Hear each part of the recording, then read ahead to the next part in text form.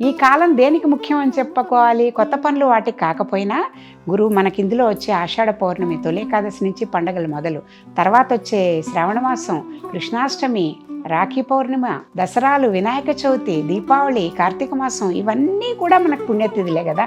మరి ఎందుకని అంటే మనకి భగవంతుణ్ణి పూజించుకోవడానికి పుణ్యకాలం అంతానేమో ఉత్తరాయణం అంటూ దక్షిణాయనంలో మరి ఇన్ని పండగలు వచ్చాయి కదా.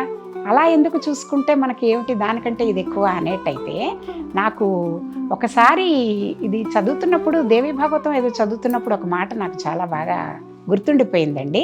అదేం చేస్తారంటే ఏం చెప్తుందంటే, మోక్షానికి ఉత్తరాయణము, ఇహానికి దక్షిణాయనంట. ఎంత బాగుంది కదా.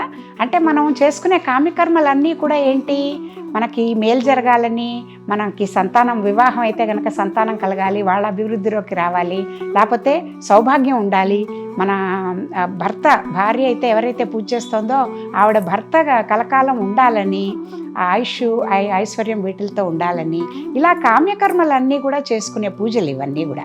అందుకని దక్షిణాయనంలో వచ్చే పండగలన్నీ కూడా మనం ఒక వ్రతంలాగా, ఒక నోములాగా, ఒక పూజలాగా చేసుకుని దాని ఫలితం మళ్ళీ మనం కుటుంబ సభ్యులుగా మనం అనుభవించే పండగలన్నీనేమో దక్షిణాయనంలో వస్తున్నాయి ముఖ్యమైనవి.